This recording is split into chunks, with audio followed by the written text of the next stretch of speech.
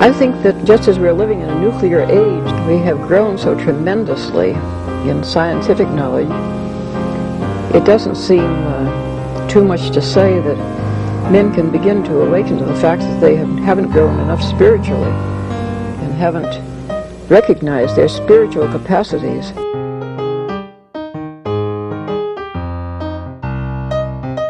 Once something like eating is death, then you've struck at the very heart of life. The enemy of the older radical theories may have been the ruling class, but today the stakes of whether we will reform ourselves into a new kind of human being, a new kind of society, whether we will find selves worth being, the stakes of it are simply life itself.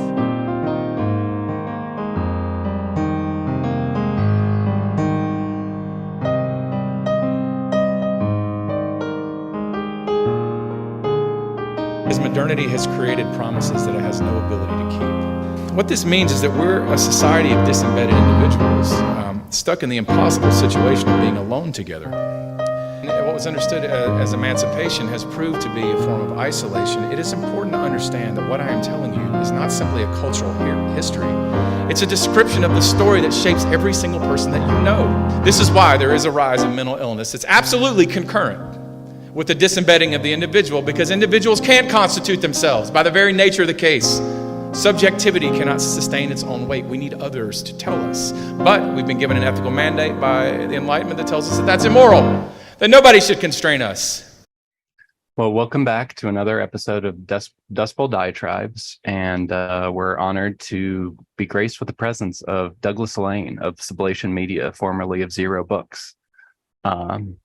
And yeah, we wanted you to come on because one of the topics we're tackling this season is neofeudalism, techno-feudalism, and your comrade, or I don't know what you would call her, Ashley Frawley, interviewed Jody Dean recently about that. And for me, it crystallized, like I'd heard that theory before, but something about this latest coat of paint is like, well, of course, this is the best way I've yet heard to describe where our economy and our society, our political economy, if you will, seems to be going. So that kind of changed my perspective a little bit. So I want to say at the outset, I'm honored to be on your show. I've watched the channel in the past, and I'm very glad to be here. And it always strikes me as a little bit funny when anyone says they're honored to have me on. I guess that's Zizek would call that symbolic castration or something. But yeah, I'm glad to answer questions about neofeudalism. I think it's worth remembering that there's been talk of high-tech feudalism or neo-feudalism on the left since at least the 80s. Jello Biafra used to have a rant where he would say something along the lines of, they want us to get to like the taste of high-tech feudalism. And he was talking about Ronald Reagan at the time, I believe. So, yeah, the specter of feudalism as a kind of formation where you've lost your freedom is something that people have been pointing to on the left, and as a way to indicate that the bourgeois revolutions, Republican revolutions, the idea of American freedom has been dashed, lost, squelched, and that we've regressed back to a feudal formation. I don't think it's true in terms of material economic reality, but I think it's true in the way that it feels, and in the way that our freedoms are limited. So that's how I would say. Well, and I think we agree with you that capitalism is still around, and we're more interested in it as a successor to neoliberal capitalism. Is on the horizon, could we be looking at something like quasi-feudal capitalism? Is kind of the question we're trying to answer, more so than, like I listened to Derek Varn on the Regrettable Century, and I listened to the Alpha Bunga Bunga guys, and their main critique seemed to be the idea that capitalism is over and now we're in neo-feudalism. Whereas listening to it, I'm like, well, why can't it be both? Why can't we have neo-feudalism and capitalism? But we're getting a little bit ahead, because before we get into that, we wanted to hear, for most of our viewers probably have never heard of you. Who are you, and what are you about, and what is your diatribe about the nature of modernity? Okay, I am. I like to start by mentioning the fact that I'm a novelist and a short story writer, because that's where I started. I in the '90s and early 2000s, I was writing short fiction, and I did that. Got published in places like Amazing Stories and the Inner Zone and other kind of mainstream science fiction magazines. And then I wrote some novels for places like Tor and Nightshade Books. And so, yeah, first of all, I'm a writer. And then after that, I'm also a podcaster. Around 2009, in an effort to promote a zine that I had restarted called Diet Soap, I started podcasting, and quickly the podcast became much more important than the zine. So Diet Soap, the zine started in like 1993. And I just would print it. I was 22 years old. I would go to Kinko's and print copies, like a couple hundred, and then leave them in cafes and send them into a catalog called Fact Sheet 5. I made like 3 or 4 of those, restarting it in 2009.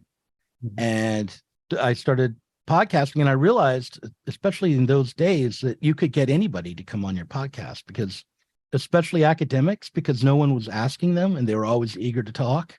And so I interviewed a lot of journalists and academics in the early days. I was very concerned about understanding the economic crisis we were facing. The time I was working for Comcast as a sales rep.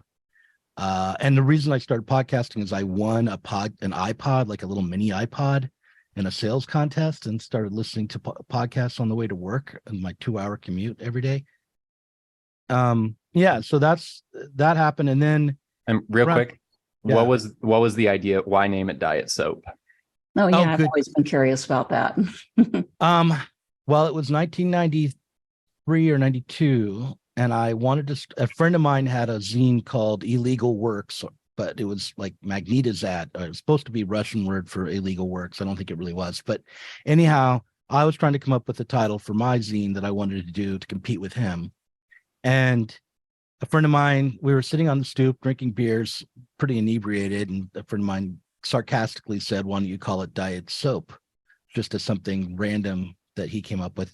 And I liked it because at the time I was sort of interested in, or like swayed by, the kind of ad busters, anarchist, Pacific Northwest, anti-consumer mentality on the left. So I thought, oh yeah, Diet Soap, that's what capitalism produces, the commodities you don't need, all these false needs. And so the one product that would do you no good is Diet Soap, because you don't eat soap. So of course all soap is Diet Soap, and so on. And so the name stuck just because I decided it would. But that's what it originally meant. It was that kind of anti-consumerist, crime think, ad busters rhetoric that I was using. Okay. And so then you brought that back for your explorations into how the economy works after the 08, 09 or 07 Right. collapse. Right. I mean, what happened was, originally I started the podcast, and my very first interview was with my ex-wife about the Titanic, the sinking of the Titanic. She wasn't my ex-wife then. And then I interviewed some science fiction writers, but as it went along, I got more and more interested in understanding economics and the political and Marx's critique of political economy. But I realized, I was a philosophy major in college, and I realized, some of the problems I'm dealing with are actually kind of philosophical. I should return to that interest, because it would help me to understand what's going on in the world, to return to these kinds of questions. And then that led me to like reading Althusser and rereading Guy Debord and the Frankfurt School people. But then, like, to understand political economy, I was like interviewing anarchist and Marxist economists. So it sort of developed with that, in that direction, based on what I was obsessed by, in the 2009. Okay. Is that a good enough diatribe on modernity, Spencer, or do we want to hear more about your diatribe? I was thinking if you could talk about what you've learned from Marxism on the way, and then how you view the world, because part of the theme we're going at is that line in the manifesto about all that solid melts is into air, all that sacred is profaned. I guess that's kind of how we view a lot of what's happening in modernity. I mean, like, it's worth pointing out that when Marx talks about everything sacred being profaned and everything melting into the air, he is celebrating that, and he's celebrating what he sees as the most civilizing and progressive side of capitalism. Okay, but he's a dialectical thinker, so he doesn't believe that the way that capitalism breaks down values and capitalism makes social reality melt into air will ultimately lead to true emancipation. He just sees that as the good aspect of capitalist development and modernity. Because would it be fair to say because it's creating the preconditions for a socialist revolution to create a new society of true freedom, equality, productivity, etc.? Yeah, I mean, I think that's fair to say. But what I would say is that the modern mindset is one where you try to develop the independence of thought, break with superstition, and create and expand human power, both individually and collectively. So the aim of Marxism is in line with the Enlightenment project overall, which is that we should break from superstition, break from mystified ways of conceiving of the world, view the world with sober senses, be critical, and be free to produce society both individually and collectively. And so for a Marxist, the primary aim would be to change the social relations around production and create a society that is free to maximize human potential rather than be fettered by certain kinds of social relations which are taken to be natural now and which could be overcome. And so is that kind of where you're at now still? Well, I still hold on to that conception. I would say that if you only talk about the need for the change and only look at the social relations, the bourgeois social relations in a negative way, you're going to go astray. I think that there's both. I think there's capitalism and then there's sort of bourgeois society. Those are two different aspects of modernity. And bourgeois society is a society which tries to set up mechanisms for relating socially, which are fair and equitable and which rely on standards of truth and reason and fair play and things like due process, and that we should not abandon, that cannot be allowed to melt into thin air if we're going to create a society which can adequately handle the kinds of changes on the level of production and in politics that would be necessary to move forward. That makes sense. I think, over time, I've sort of insisted that there are some liberal values that are worth keeping, right? And I think that's well put, that, you can't make further change in the direction of rational ordering of the economy without some of those being in place. And we'll get into all this, but democracy being in peril, right, kind of threatens that whole vision. But I think I interrupted Spencer. You were about ready to. Right. I was just it was really clarifying to me through your podcast. I was introduced to Chris Cutrone, and it was like a light bulb about if I wanted to tell my Republican father, this is why we need Marxism to overcome the contradictions inherent in your bourgeois project. uh, Marxism isn't necessarily we should be insurrectionary, we should just have a dictatorship and then we'll have socialism. I took Coutron to be saying, oh no, actually Marxism is the realization of, in this case, American Republic ideals.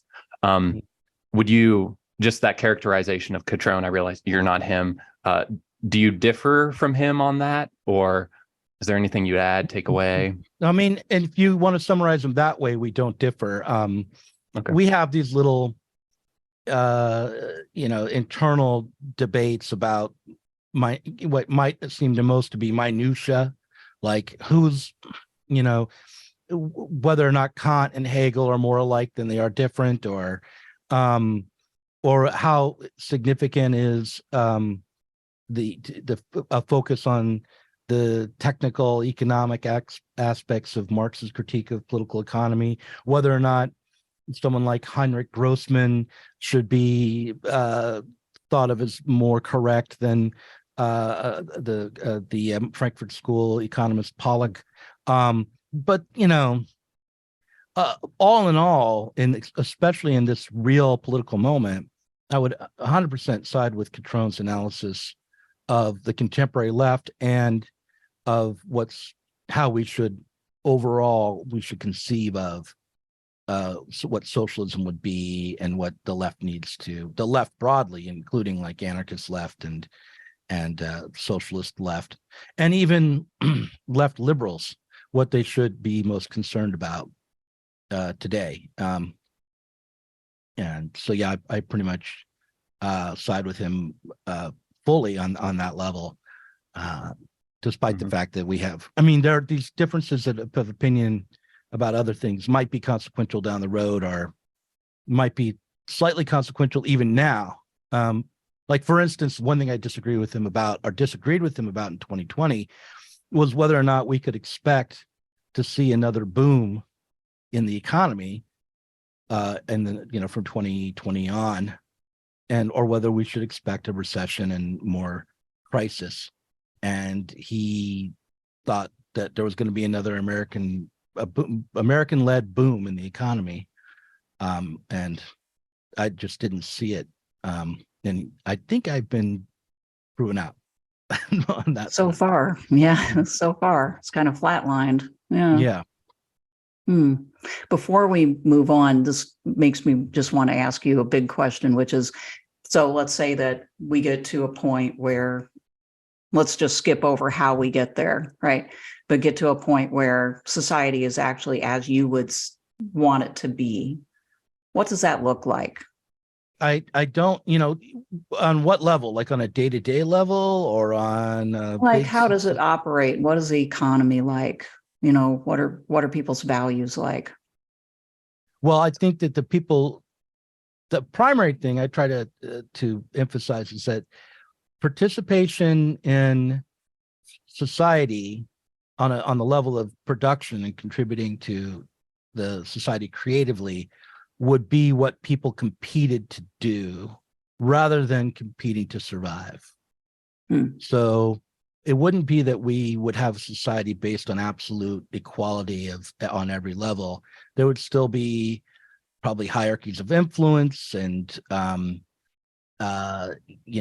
petty squabbles and all sorts of neurotic miseries left in the world after the revolution. It would just be that rather than there being a class of people who only could, had to work for other people to survive, everyone would have the potential to contribute to productive life creatively, and have some share and way to shape what society is like in the present and what the future would be like. So that's how I would describe it, kind of in the abstract. What it would, I could invent all sorts of utopian images for what that might be like, but I would imagine that it would be a highly technological society, but one where the rate of innovation might be irregular because there'd be factors other than simply the need to produce faster that would dictate how things were how innovation was taken on. I think that it would be in many ways extremely decentralized. I would hope that it, as socialism developed into actual communism, that the need for military, big military projects would disappear.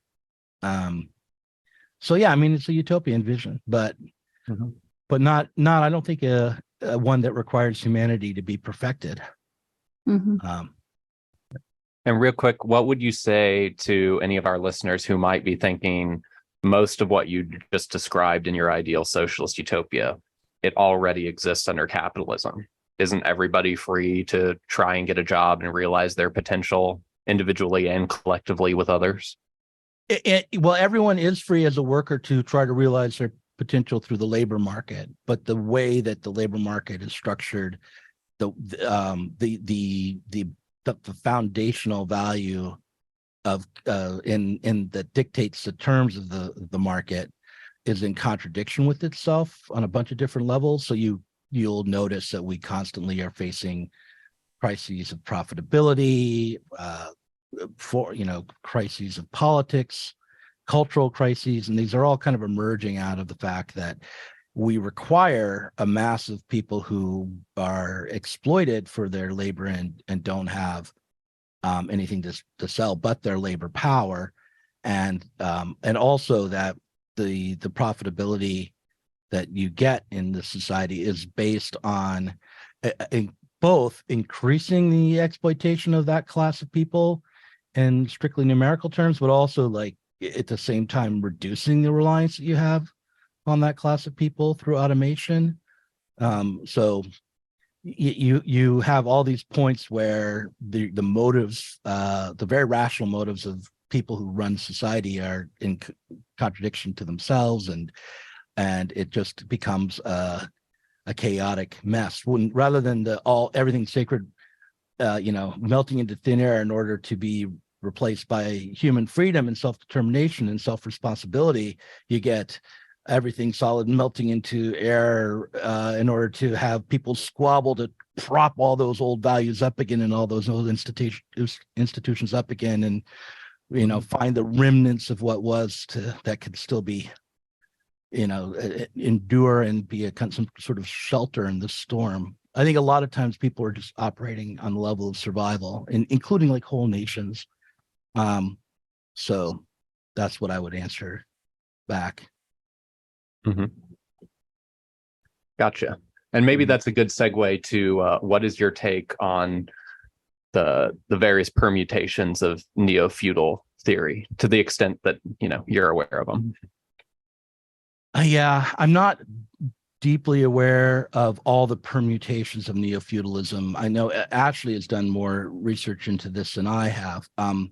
Overall, my bias about neofeudalism is that it is grown out, like I'm with Alpha Bunga Bunga on this. The idea of neofeudalism, when it's taken up by the left, it is grown, or really probably universally, is growing out of this idea that the problems in society can be reduced down to neoliberalism or some sort of political project which we could overcome. So rather than being more deeply located on the level of social relations around production and capitalism itself. So when the people who tend to talk about neoliberalism as if it is what capitalism is, tend to talk about neofeudalism as well. But you said something interesting to me, which is like, well, what if neofeudalism is just the next thing after neoliberalism? And the next way that the various states and politicians will try to manage the crisis that it naturally kind of emerges out of these capitalist relations. And I would say that's very possible, but they're going to use a different word. They're not going to call it neofeudalism. We'll only say it to the Catholics. Right. The neoliberalism was, the term of art from its own advocates. So, and it was, something that was championed politically. And the weird thing in this moment is that we have this need for massive change, but we have a contradiction at the level of politics so severe that no clear vision of what the next strategy for managing society is going to be is really emerging. As far as I can tell, there's no post neoliberal politics that can define itself or take responsibility for itself. At least none from the left, and probably not even from the right. Maybe we should back up just a bit to make sure that folks understand what we're talking about when we say neo-feudalism, you know. Yeah. And I guess one way into this is a while back, I did some reviews of Mackenzie Wark's book, Is Capitalism Dead? This is something worse. And she basically did suggest that we are not in a capitalist system because the owners of the means of production are now being exploited by the vectorialists. And what I'm hearing for you suggests, and I think Spencer also, that that you would disagree to the extent that, you know, this is still capitalism, but it's just kind of morphing into its next level up, so to speak, or something like that. But maybe if, you know, maybe give us your opinion on Wark's thesis, and maybe we can kind of like hone in on how you see the situation and what your take on neo-feudalism is. Yeah, I mean, Wark is a great example. Haven't read his arguments, so I can't address them, but I can know a little bit about him generally. I mean, he wrote a blurb for my first novel, and has been on my podcast a number of times at early days, especially. I said she, when I knew Mackenzie Wark was before the transition, but she was on my show several times. And and what I would say about Wark is that she is never been a Marxist, does not approach understanding capitalism from a Marxist perspective, but from a post-Marxist perspective. So from the beginning, the concerns about the social relations around production and political economy in general just aren't present in her work. So as a post-Marxist, she explains society differently through, I would say, maybe ideological critique and cultural critique rather than a critique of political economy. So from my perspective, Wark's work is not particularly serious. Having said that, she's incredibly educated, and I would say a very fine writer of prose, like really well, writes very good books and well worth reading. Yeah. So just because the owners of the means of production are now being exploited by vectorialists, it just means the vectorialists are now the main capitalists. Is that kind of what you would say to that? Well, explain to me who the vectorialists are again here. In Marxist terms. Are you talking about banks and? I think, financial institutions and information technology companies that primarily, create the platforms that manipulate the manufacturing that happens overseas. The people who own the factories over there, who are churning out the goods, are not the primary winners in the system, but rather the major, like Amazons of the world that are reaping the profits off of all that trade. I think that's the main point. Right. Okay. Yeah. So what I would say is that the financialization and rent seeking are all kind of included in Marx's basic critique of political economy, that when you reach a certain level of concentration of capital and productive capacity like the United States has, you have major problems of profitability, and you also have, because of your productive capacity, have a tremendous amount of political power as well. And Lenin wrote about imperialism as the highest stage of capitalism, and that's, I think, something we should take up as we consider neo-feudalism. So the fact is that there is a tremendous amount of debt in the world that's being leveraged in various ways, and that the various big power players who have racked up all this debt are going to be trying to cope with politically and possibly militarily. So to figure out who's going to be the big winner and big loser, and who's going to have to take the biggest hit in the devaluation, I think is going to be arrived at, politically and militarily. And so that's terrible for the working class. That's like the worst way to deal with this problem for working class everyday people. But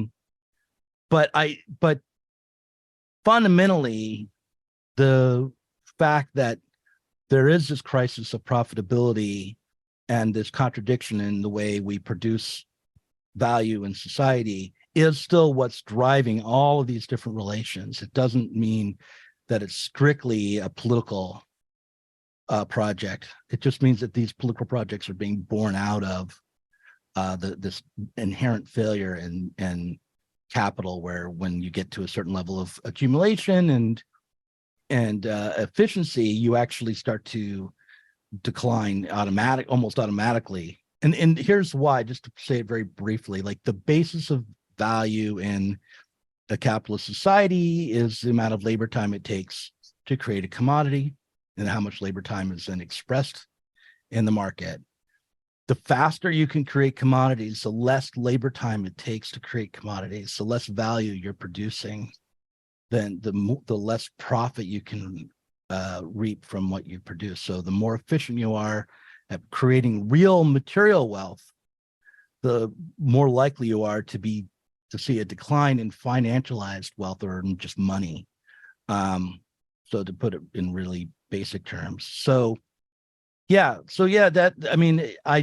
doesn't mean that all of the value is being produced in less developed nations, but it does mean that those nations are producing more value per commodity probably than is being produced in the more developed world, where things are produced more quickly. Anyway, does that answer your question, or did I confuse you and myself along the way? Yeah, real quick, let me I'll just add an image because I think it's helpful to give people multiple ways of that argument. I don't remember who it was, but on one of your podcasts, somebody told the story once of a union organizer touring like an auto plant when they just introduced some of the early automation. And the manager at this plant pointed to the automation and told the union organizer, I'd like to see you organize that. And the organizer said, I'd like to see you sell it a car. Right. It's that the story that we believe under capitalism is if we just get better at producing cars, then we can all have cars. But that misses the point of like, well, what are the people that are going to do that aren't making cars? How are they going to be able to afford it and consume it and have the leisure time? Right. Yeah. And it's beyond that.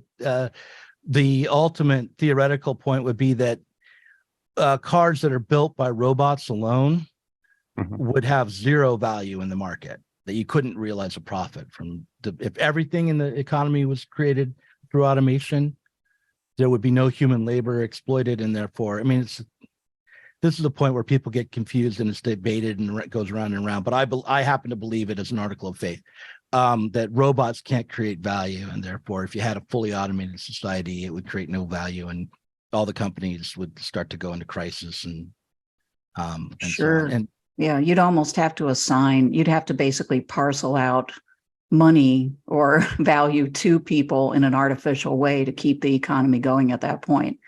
Which is what people are worried about when they talk about neofeudalism.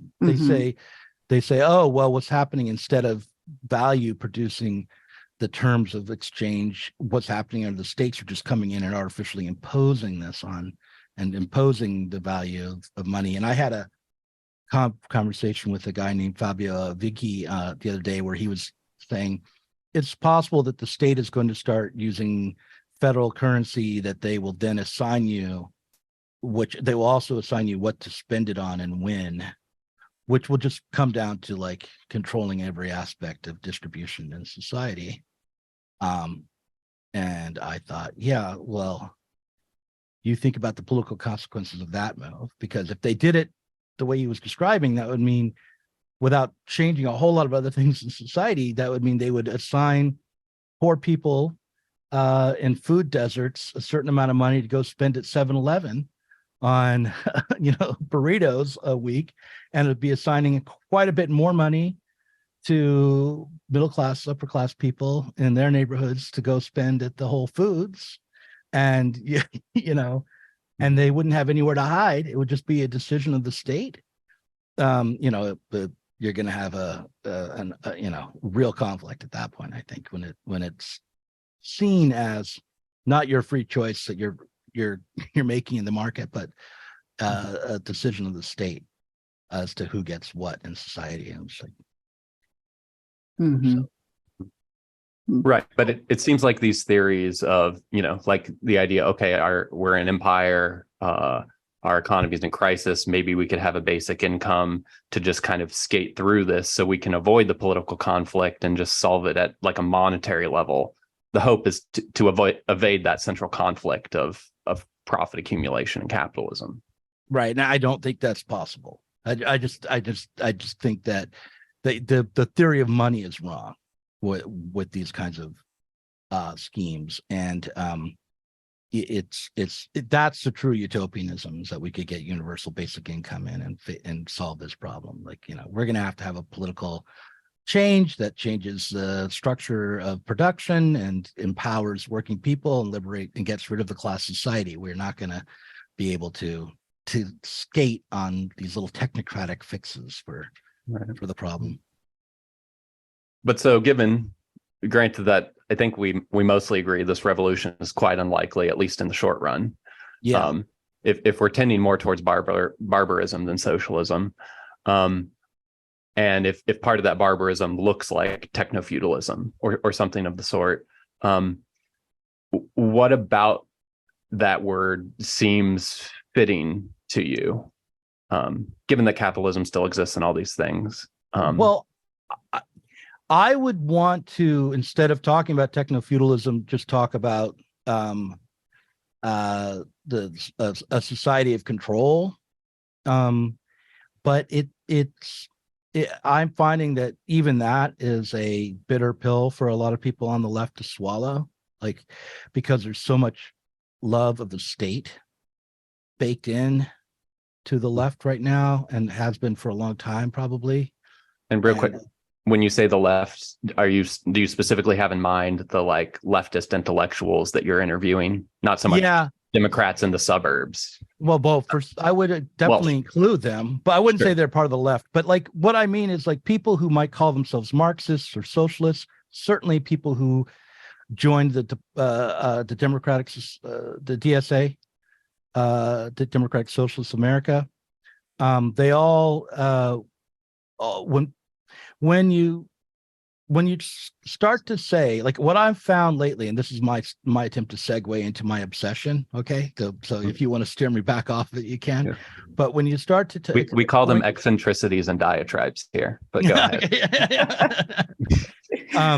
When I start to point to some of the most egregious examples of what might be called neofeudalism, or what I would call statist attempts to use technocratic control to overcome both political and economic crises. When I point to the worst examples, which in my mind, the worst one with the bullet is the war on disinformation, right? That has been revealed in this year to a large degree through the Twitter files and then other reporting. A guy named Jacob Siegel wrote a very good piece for Tablet on it. And then only the right-wing media has really picked it up since then. But when I point to that, I get a variety of responses, from one where it's just like, no, it isn't happening, this denial, which I find infuriating, to, well, isn't corporate America just as bad? Why is this different? Why should we be more concerned now than we were before? And I find that last one to be the most troubling, because it's the more difficult to pick apart and to discredit than just flat up denial. But I do think that the fact that not just the United States security apparatus, but these security apparatuses around the world, or at least throughout the West, have all decided together to try to control information in their society, and that it includes the United States at the forefront, is profoundly troubling. One of the things that America had that made it unique in the world was very strong protections of expression, the strongest in the world. Our First Amendment is the best one by far. And I mean, maybe Sweden is comparable. I've heard rumors that Sweden's is pretty good too. But we have a very solid First Amendment where there's no abridgment of free expression. We abide by Mill's harm principle. It's encoded in law. And now we have an apparatus in place that will basically be able to censor anyone and control every newsroom in America as it rolls out. I mean, that is the stated aim of the Department of Homeland Security disinformation war, is to tackle disinformation on a whole of society level. And one of the reasons why the left isn't up in arms about it is because they conceive of corporate power and private power and the production of capitalism itself to be bad enough and not creating real freedom. So therefore, a statist military intervention into the market is no worse than the market irregularities that already existed to them. And I find that to be very frustrating and intuitively I feel it's asinine, but trying to demonstrate exactly what's wrong with it is a little trickier. But the long and the short of it would be that when you have capitalist presses, that is, presses that are operating at a profit, either on a subscription basis or through advertising, the competition between those enterprises, even if they aren't vast, even if there's a lot of monopolization, allows for more expression than a state controlled press where every newsroom is considered partnered with every other and working along the guidelines of the centralized bureaucracy. So there's a big question lurking in my mind, and I'll ask it later because I think it would be better later. But like right now, just again, for the sake of everybody who's listening, could you be a little bit more specific about exactly what's happening now? We're familiar with the Patriot Act and all of the already concerning issues coming out of that. But what are you talking about right now that's happening? Well, the Twitter files was the primary source on this for me. What's happened is that the Department of Homeland Security and the FBI and the CIA have all announced efforts to combat what they call disinformation. And it's also happening in the European Union and really across the West. In Sweden, they've formed a new agency called the Psychological Defense Agency. But all of these projects are aimed at censorship of what is deemed to be disinformation or misinformation or malinformation by the security state. And so what some people call the deep state. The deep state.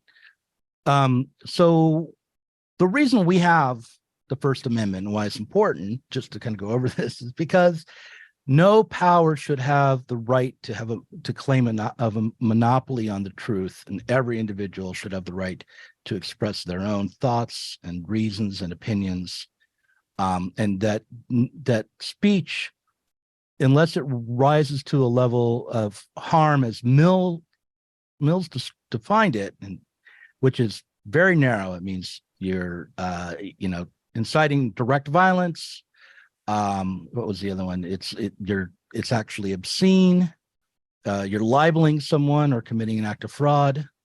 Those are the only examples where your speech isn't free. Otherwise, if you want to have an opinion on the war in Ukraine and say Putin is actually the Messiah, he's come back to liberate us all, and this is the best thing in the world, you should have the right to say that, and no one in America should ever have the right to censor your opinion, no matter how wrong-headed they might think it is.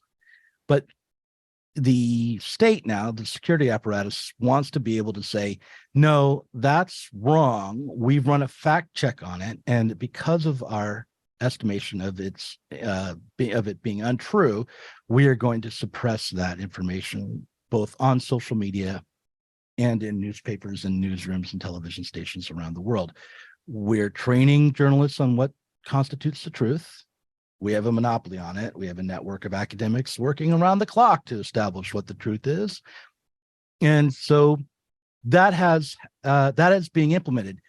And it has been exposed as happening. It's not just happening in the shadows. Some of it's been publicly announced. Some of it is being exposed through leaks. But the main thing, like the primary examples I would give here, is that going into 2020, an organization called the Election Integrity Partnership was formed by the Department of Homeland Security, funded by the Department of Homeland Security, in order to combat disinformation around the election. They gathered, as many posts and tweets as they could from all the different social media platforms they could get access to. That's Twitter, that's Facebook, that's TikTok, that's Instagram, and there's probably a couple I'm forgetting. And then they analyzed it with machine learning to find the misinformation in the data that they collected. And then they would tell Twitter in real time posts or accounts that they thought should be suppressed in one way or another. And then they would also, afterwards, they analyzed all the data to track how disinformation spreads and how best to combat it. And the best way to combat it, according to them, is to go after the most central hubs of disinformation. So the big spreader accounts, like to not to go after individuals one at a time, but stop them from getting the initial disinformation that they then spread. So you take out Newsmax. You don't take out every fan of Newsmax. But in any case, that's what's been happening. And it is a violation of the First Amendment. What's the enforcement mechanism on that? Well, they have a partnership with the social media platforms. And so they've been asking, and reporting on a daily basis. They have a portal of communication that they use to explain to social media which posts and accounts need to be taken down.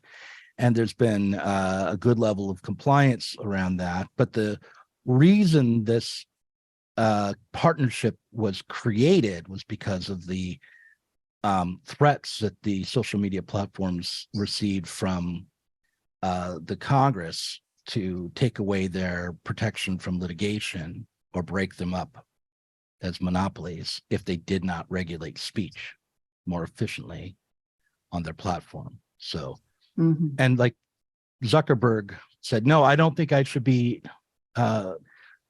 censoring political speech on my platform. That's not what Facebook was built to do. And then like a year later, he's like, I'm going to cooperate fully with the CIA on this. And, things started rolling down this road. But the social media platforms are not always directly fined or sanctioned for failure to comply with these nonprofit organizations, but there's a background threat of breaking up their monopoly power. But also there are instances where laws are passed where social media companies can lose their license if they aren't sharing data to help combat disinformation in California, for example. So, I mean, this is not fully in place yet, but it's largely built up. That is really interesting. Like I remember, in college, the First Amendment class I took in grad school, Nazis could march through Skokie, Illinois, because of free speech, right? That's how sacrosanct it was, that we had to kind of just bear with the fact that you could have the most egregious speech, and as long as it didn't spill over into violence or directly incite violence, you had to see that as kind of the price of your own freedom. And things have come a long way since then. And it's interesting that it's tied up with not going after their monopoly status. But, part of our problem is we've gotten these huge monopolies that in previous eras would have been seen as such and would have been broken up, right? And that's gone by the way. I don't think we've done any major breakups since the 70s or 80s. It's been a long time. Yeah. When it comes to the monopoly power of big tech platforms like Google and Facebook, I kind of have two minds about it. On the one hand, I do think that they should be actually regulated, but I think that they should have to abide by the First Amendment as a public square rather than and not treated like private publishers where they have the right to curate their content. That's my position. But the fact that there's a lot of concentration of power in Google or Facebook I see it as like two-sided. On the one hand, yeah, it gives one private institution too much power. But on the other hand, every user in a big monopoly platform like Facebook or Twitter or YouTube has much more reach because it's got this monopoly power. So the creators who participate in it have more power. So it's like both more democratic and more anti-democratic at the same time. So if the people who are using it, the creators, had more control, democratic control over the platform, it would be good that there was really only one platform, I think, rather than a bunch of platforms broken up into local little demographically split off subsections. But that's just my opinion. I don't have that's not a point of honor for me, but that's just kind of how I think about it. It is a point of honor for me to say we have to oppose the Department of Homeland Security trying to control our speech. And it's worth remembering that in, like, for instance, the Long Fuse report, they announced not only the intent to control social media, but all media, that is holding training sessions with the Washington Post and the New York Times and, ABC News and traditional media as well. So they want to. Well, so the obvious question that occurs to me is, if forget about being able to activate Facebook users en masse to kind of bend the platform to their will instead of the will of the technocrats and the surveillance state. Forget about that. If you can't convert your leftist blogosphere comrades to agree with you, how are we ever going to pull off like a wider revolution against an entire means of production that spans the globe? I'm going to have to look for people who aren't necessarily so sick with statism. I'm going to have to talk to everyday people because I think they're a lot easier to convince on this topic. People who aren't like independents and people who aren't so locked down into the Democratic Party. Because I think that the problem here is a combination of like a certain misconception of what socialism is and a real fear of Republicans and hatred for MAGA Republicans. So anything goes to fight them, even if it means creating a technocratic nightmare Orwellian world of total control. As long as the first victims are Donald Trump and his minions, I'm fine with it. So. Inherent in sort of liberal progressivism is a sort of elitism that really, looks down upon those people, and is quite comfortable with. I don't know if it's the most democratic element of our society. So I don't think it is. I don't think it is either. I've met quite a few of them, and I'm kind of turned off. Yeah. So I agree with that, and I think part of a puzzle for us is how do you speak to people who they do sense that something is wrong, that something is deeply wrong, but they're being more or less lied to, or they don't have enough equipment, sort of at their disposal to figure out what is actually going on. And I mean, part of it is like the degradation of our educational system, the degradation of people in our economy, just how, I don't know, fragmented everybody is, has led to this situation where people can sense that there's something really wrong, but they have next to no ability to figure out exactly what that is. But they deeply resent progressive liberals for their elitism, which is not in and of itself that bad of an instinct, but they don't know what to do with that.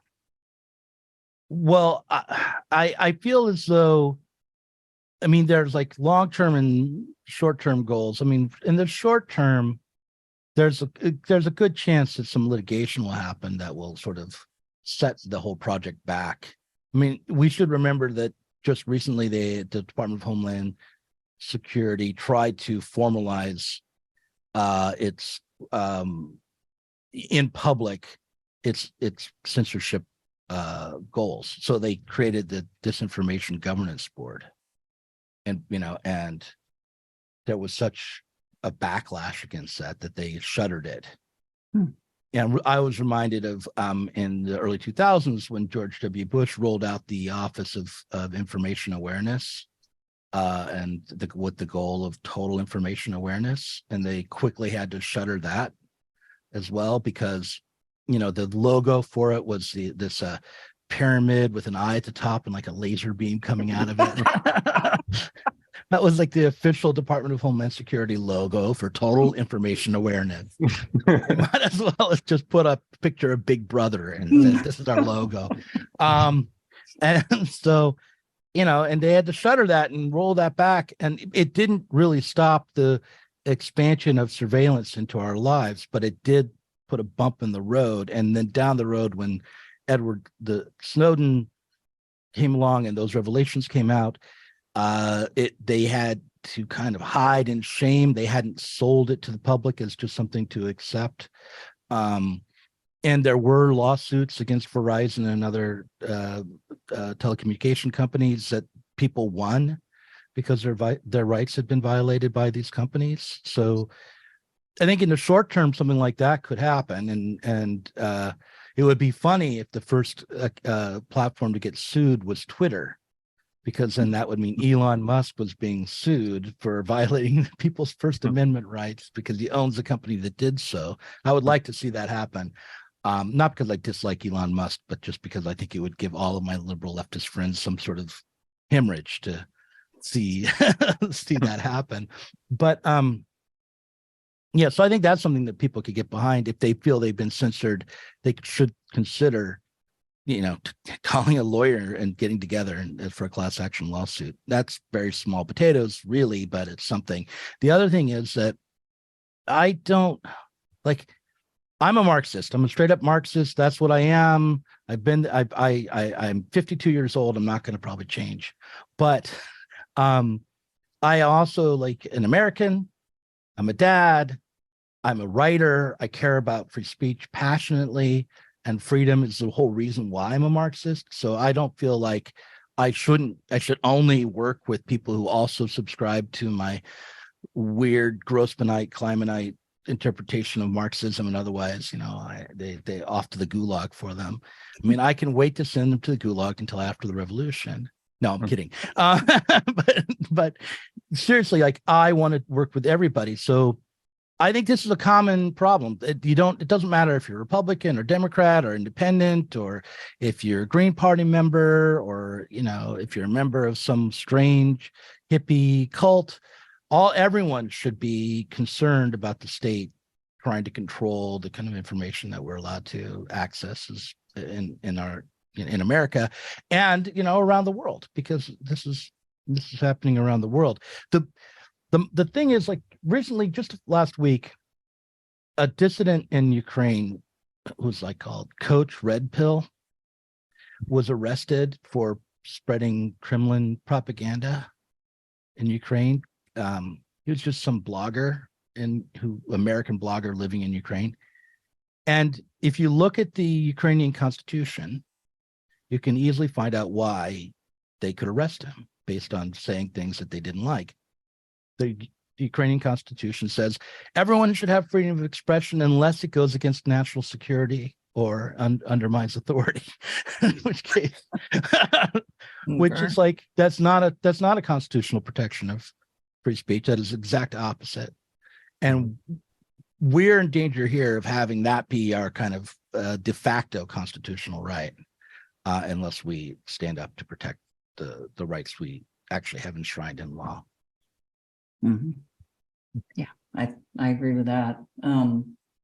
Is there, so I'm thinking first, is there sort of a direct connection between the type of capitalist economy we have, where right now anyway, like capital is highly concentrated, we have monopolies and so on, and this effort by the state? Is there a way in which this effort by the state basically supports the kind of economy that we have?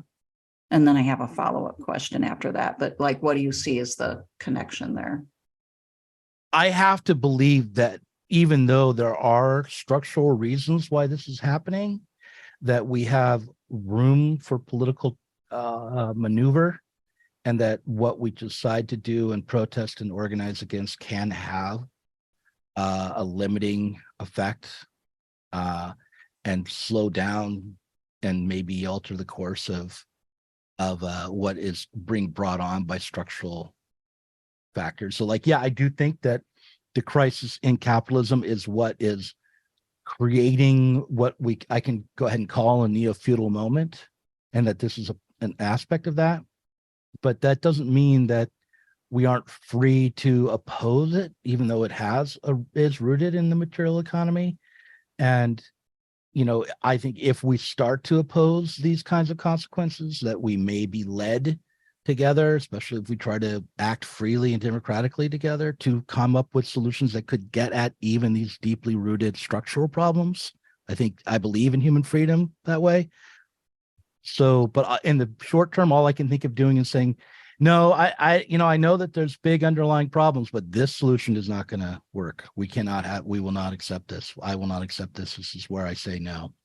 And I think the other place we should start to say no is when it comes to turning to war to settle the underlying problems. The war in Ukraine was, absolutely a war of choice for Russia. The invasion was not necessary. The failure to find a negotiated peace process is absolutely the choice of the United States and UK and West. This is now, in my estimation, absolutely a proxy war that needs to end. And it's in the interest of not only the US people, but of the Ukrainian people and everyone around the world to see this conflict de-escalate and end rather than explode, because World War III is a very, very dangerous and scary prospect. Mm-hmm. And if we want to hold on to our rights to real, truthful information that isn't controlled by the security apparatus, not being involved in a world war would probably be helpful in that effort. So I'd appreciate that. Yeah. Yeah. I mean, it sounds a little off the wall, but there's a parallel here in my mind with the way that the U.S. government got into agriculture and transformed it over the decades, and is now so deeply entwined with it that small farmers, small purveyors can't even get in. There is effective censorship at universities for scholarship in agriculture. There's only one type of agriculture that's supported by government programs. And so, I mean, basically what we're seeing is like further state support for monopoly, just as happened in that sector. There's a sort of synergistic effect here where the state and these monopolistic powers support each other. So there's probably, a predisposition to work with the state because it's not going after them and it's supporting them with tax abatements and letting them get away with offshoring their profits and so on and so forth. So, that, I mean, I could go on a while, but the whole idea of private industry is kind of out the window here. Anyway, still, even now though, 50% of the GDP in America comes from small business. So, it's worth remembering that while, yeah, there's a lot of monopoly power in the United States, I guess it's mostly in the service sector, but still, we rely on small business in America, and that's not a terrible thing. It's maybe petite bourgeois, but it's not a terrible thing. And especially when it comes, in my mind, I mean, you'd have to convince me about the benefits of agriculture being, not being monopolized. I'm sure it's true to a large degree, but when it comes to information and expression being monopolized and controlled, then all bets are off at that point. You don't have free expression at that point. But I'm sort of like for. Everyone should have the right to farm and if they can, but the land management seems very tricky. I'm outside of my pay grade, but we should talk about it sometime. Maybe you could come on Diet Soap to talk about farming. Yeah, I think both of us would like to do that. I mean, so just to complete the parallel, we're in a system now where outside of a small group of industries who, for instance, especially in meat, right? We don't have the ability to feed ourselves if they either are disrupted or go out of business or fail to deliver somehow, or supply chains are disrupted. So I mean, literally, even more important than free speech is the ability to put food in your mouth, and we're in a situation where we don't have the capability of guaranteeing that. But anyway, yeah, it's I wrote in 2009. One of the things I was interested in was not. I mean, I live in Portland. I'm a pretty urban guy, but one of the things I was interested in right then was the idea of backyard gardens or kitchen gardens and urban foraging and alternative to reliance on monopoly agriculture, because I saw it could fall apart. And I read about how, in the Great Depression and even during the collapse of the Soviet Union, the fact that people could grow their own food was one of the reasons people could survive, and that we are far less likely to be able to do that now. But one of the things that happened in my thinking after 2009, and after I wrote a book called Pick Your Battle, which was about picking fruit off of local trees as well as about fighting politically, was I realized, as it stands right now, especially urban foraging and kitchen gardens and all that, it's always just a supplement to the big agricultural products, and that if we want to have freedom, we're not going to be able to do it just by growing our own food in our backyards or even organizing in little local community gardens, but rather we're going to have to change the political structure and the economic structure of society to break free of this. So Right. that Yeah, doesn't mean that I wouldn't want a community garden again, especially if the supply lines are really bad. But Right. And in brief, our position is kind of, if we ever, instead of sliding into barbarian, neo-feudal, this kind of bastard socialism, powerful state, corporate, I don't know exactly what we call it, maybe corporatism of a sort, in a world where the socially necessary labor time came down enough. And if we realized, okay, cities are kind of a relic of a different kind of industry, let's go back to the land, but we're going to have internet. We're going to still be able to house ourselves, and maybe we all garden 5 hours a week or something. And if a number of us are gardening together, that's a whole different type of local ag than what we can do now. And using appropriate technology funded by government to the extent that it funds current agriculture. I imagine we could do it quite well and be more secure. Yeah. So How that's far away would the Starbucks be from your it'd be farm? very close by, very close by. Okay, well, I'm down with it then. If as long as I can go to the Starbucks and Yeah.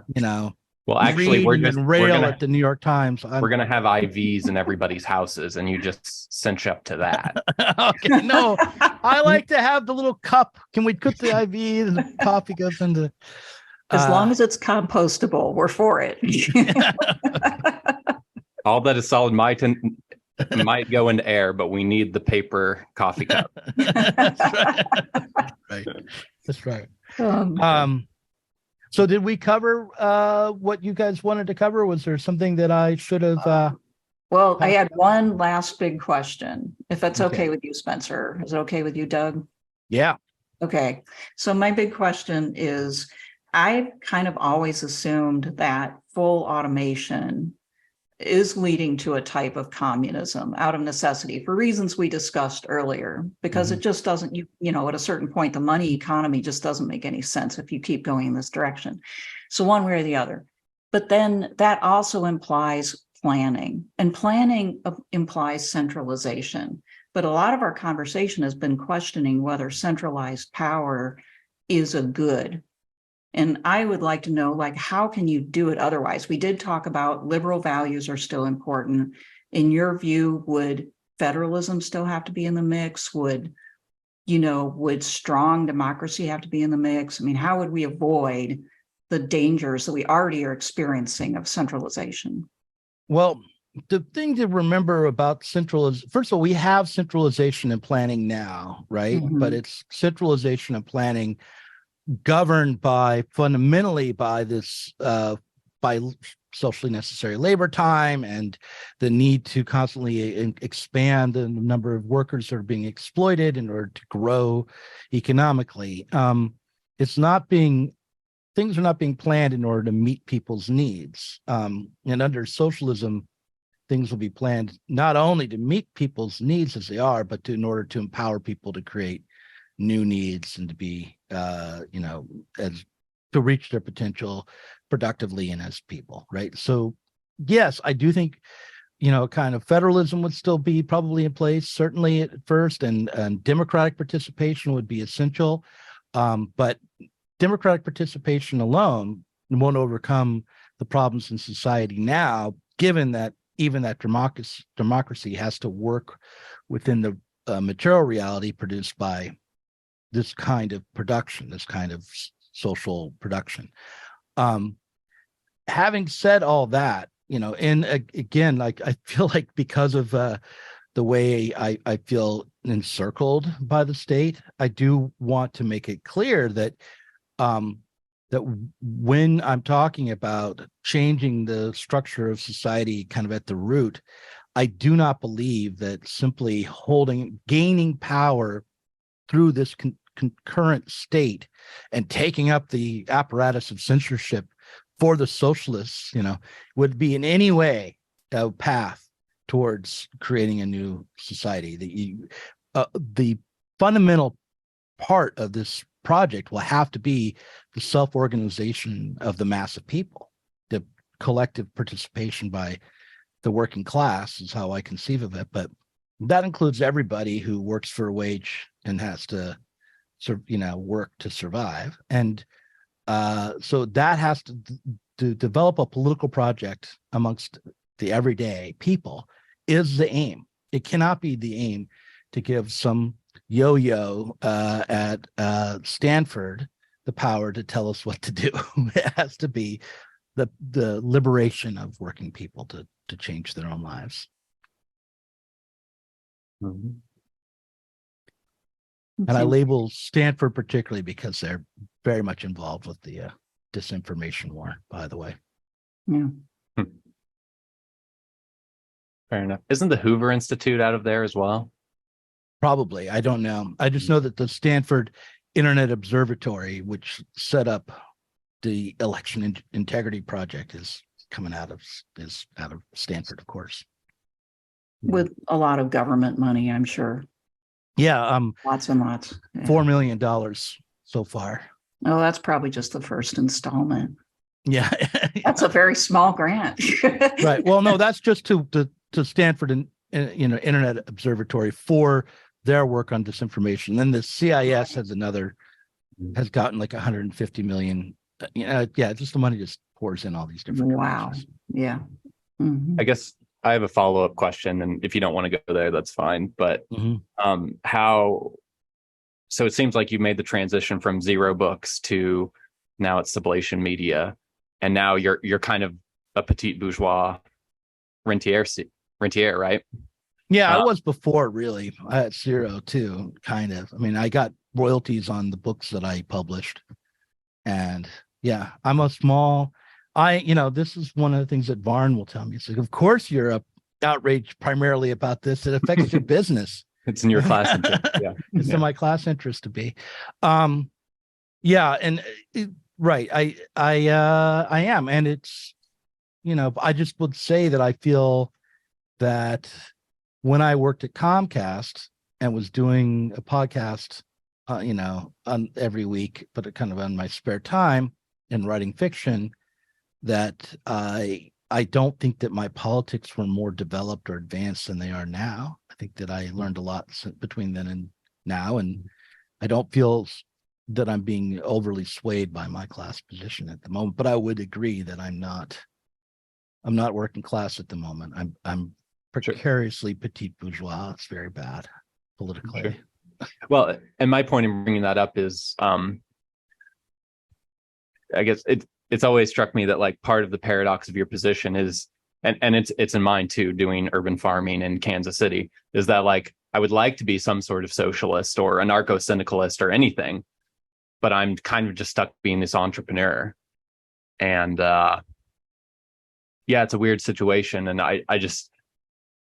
My point was less to like maybe accuse you of being self-motivated and more like, is that part of your concern? And can you, I don't know, the audience might like to hear what that's like. Like, do you feel that in part your job is being threatened by these restrictions? And I don't know. So what would you say? Let me see if I can repeat what you said. Mm-hmm. I don't mean to accuse you of being self-motivated, but do you feel like your job is threatened by these things? Yeah, basically. Yeah, I mean, but I mean, that's the same thing, way. isn't it? Yeah, I know, right? In a good-natured way. Are you beating your wife? So I'm not trying to get like Marxist points by calling you out. Yeah, I understand. No, look, yes, of course, I do feel that the more this is implemented, the more the Sublation project is threatened. But I mean, there are solutions to that, right? There's a solution to that that's open to me if I wanted to take it, which would be to, rather than denounce the disinformation project, I could embrace it. I could turn all of my attention towards denouncing Trump. I could make video after video showing up how stupid various right-wing celebrities are. I could talk about Steven Crowder every day. I could chum up more with the people I just got into a shouting match with. And I think in the short term, that would be, I could also talk, try to shift a little bit away from left politics and towards, movie reviews and that kind of thing. And and I have, I could publish, there's lots of ways to try to make money. And telling the security state, to take a leap, to jump off a plank, is not the best business model. Probably, it's probably not the most the most obvious way to make it as an entrepreneur. But I would rather, having said that, I would rather work in a climate where I didn't have to worry about a systematic approach to censoring people like me, and could not worry about being shadow banned for saying the wrong things. That it 2 or 3 years ago it was easier, I think, to grow on the internet than it is now, and I suspect it has to do with the amount of censorship and control that's online. So yeah, I on the one hand, taking a stand against it isn't really self-interested completely, but on the other hand, I'd rather it not be in place because it would be easier for me as an entrepreneur if it wasn't. Mm-hmm. Sure. And that's dialectics. Right. Yeah, it's totally fine to have both reasons, and I think both reasons are valid. Actually, Right. I have to say I'm a little defensive more than I normally would be because I've been getting some attacked by people on my own side about these kinds of things. So like, my apologies to you for maybe coming off a little defensive. No. But I'm surprised, and I really am surprised that that so many people cannot see this as a problem. I thought it was fundamental to the left to be for free speech and all that kind of thing. Yeah. Well, and one of the recurring stories of my last 4 years trying to do like cooperative stuff and live in communities is I thought things were like agreed upon and consensual. And then when push comes to shove, you're like, oh, maybe I guess we're just fair weather friends. So. Yeah, that's right. Yeah, that is probably it. Yeah.